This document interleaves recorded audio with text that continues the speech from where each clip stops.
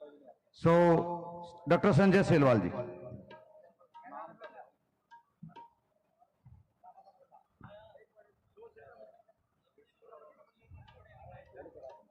जय गुरुदेव, धन गुरुदेव, जय भीम, जय भारत।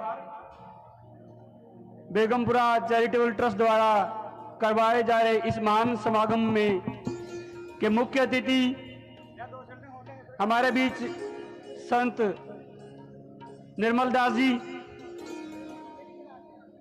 और उनके साथ संत जगीर सिंह जी और उनके साथ हमारी बड़ी बहन संतोष जी और जितने भी संत इस स्टेज पे विराजमान हैं, मैं उन सभी संतों का इस महान समागम में स्वागत करता हूं। और जितनी भी मेरी माता बहनें यहाँ पर पहुंची हैं और जो हमारे साथी यहाँ पर पहुंचे हैं, मैं उन सबका बहुत बहुत धन्यवाद करता हूं और स्वागत करता हूं।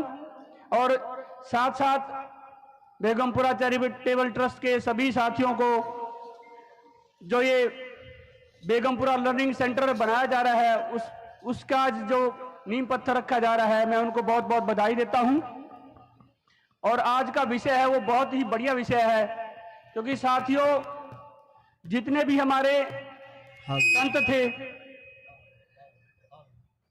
हम शुरुआत करते हैं महात्मा बुद्ध से लेकर संत श्रोमणी गुरु रविदास जी, संत कबीर दास जी और महात्मा ज्योतिबा फुले जी और डॉक्टर बाबा साहब डॉक्टर भीमराव अंबेडकर जी और उसके बाद साहब काशीराम जी।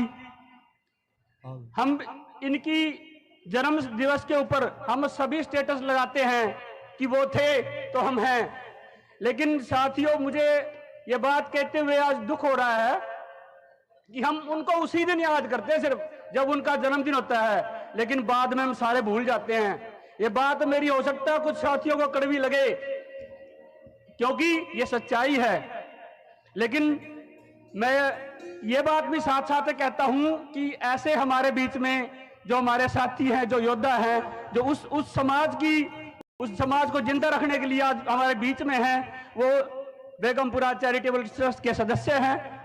मैं उनको इस प्रोग्राम के लिए बहुत बहुत बधाई देता हूं।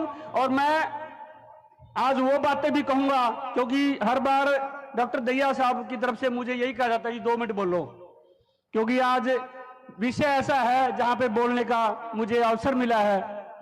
और हो सकता है हमारे बीच में हमारे साथी, हमारे बड़े भाई राजपाल बोस्ती जी ने भी कहा था कि हमारा समाज है ना, वो बड़ी बड़ी इमारतें बनाता है, लेकिन पढ़ाई के लिए कुछ नहीं बनाता। मंदिर बना देंगे आप, वहां जाओगे कुछ नहीं है, लेकिन शिक्षा के लिए कोई भी जगह नहीं है। आज हम, मेरे लिए तो मैं लगभग 12 साल हो गए टोहाना में आए हुए, और हमारे बीच में इतने बड़े बड़े मंदिर बन रहे हैं, लेकिन कहीं भी 2 कमरे लाइब्रेरी के लिए नहीं है। साथियों ये सोचने की बात है। हो सकता है मेरी बातें उन प्रधान जो उन संस्था के प्रधान हैं उनको मेरी बातें बुरी लगे, लेकिन आप लोगों ने सोचना चाहिए था कि आज तक उन संस्थाओं ने इतना टाइम ले लिया, इतने हमारे समाज के पैसे वेस्ट कर दिए, लेकिन किसी ने 2 कमरे लाइब्रेरी के नहीं बनाए। तो साथियों ये जो लर्निंग सेंटर बनाया है बेगमपुरा चैरिटेबल ट्रस्ट ने, वो बहुत अच्छा एक कदम है हमारे गरीब और दबे कुचले उन समाज के बच्चों के लिए। क्योंकि मैं जहां आज जिस जगह से उठ के वहां पहुंचा हूं, हो सकता है मैं मेरे बच्चों को अच्छी शिक्षा दे सकूं, लेकिन जितने मेरे गरीब साथी हैं, गरीब भाई हैं, चाहे वो किसी भी जात का हो, अगर उसको पढ़ने के लिए, उसके बच्चे की फीस देने के लिए भी पैसे नहीं होते, मुझे पता है, लेकिन अगर उनके लिए एक ऐसा सेंटर बन जाएगा जो फ्री ऑफ कॉस्ट पढ़ेंगे जब उसमें बच्चे, तो उन बच्चों को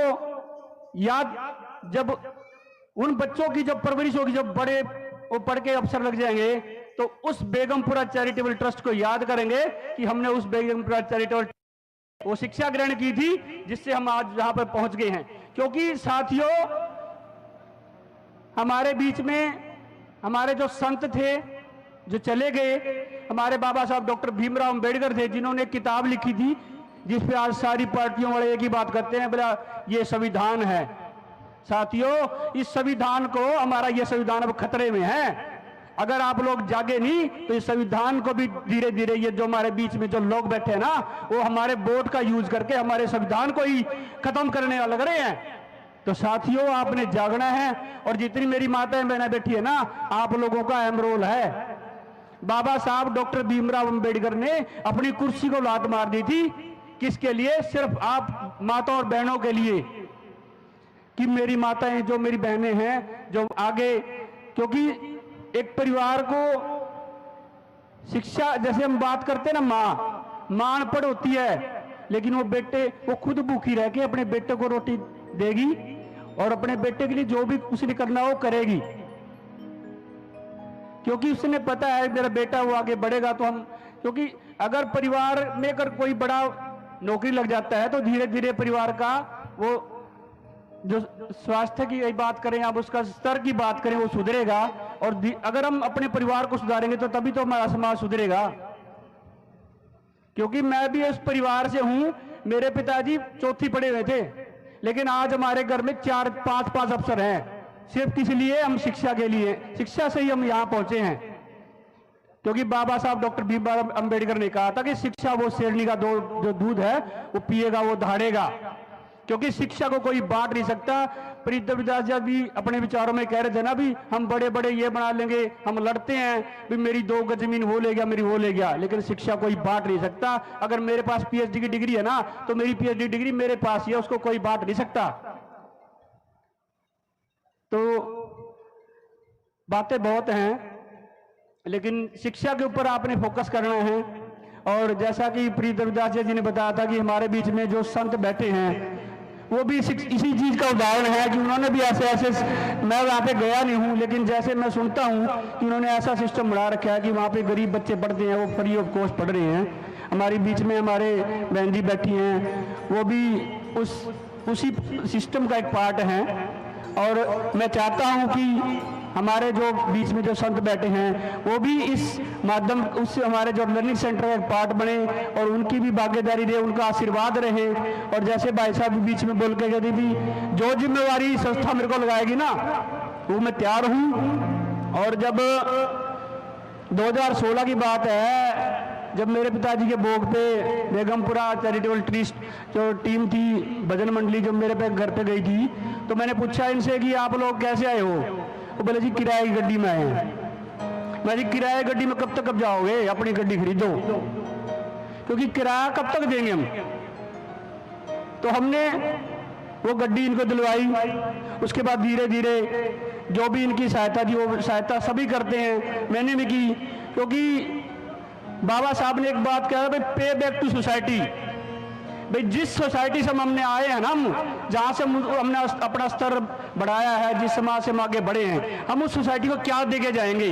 पे बैक टू सोसाइटी, हमने अपनी समाज को क्या देके जाना है। और मैं ये कहता हूं, अगर जो भी साथी चाहे कुछ भी बड़ा हो, किसी भी पद पर हो, अगर वो 1% भी अपनी कमाई का दान 1% भी अगर हमारे महापुरुषों के विचारों को आगे बढ़ाने में और बाबा साहब की विचारधारा को आगे बढ़ाने में अगर वो खर्च करता है, तो मैं ये कहता हूँ सच्ची श्रद्धा और सच्ची श्रद्धांजलि उसकी वही होगी। और उसी पद पे मैं भी चल रहा हूँ, कोशिश करता हूँ कि जहाँ भी मेरा समाज है मुझे बुलाएगा, मैं वहाँ पे जाऊँगा, लेकिन मेरा टारगेट वही रहेगा, शिक्षा का।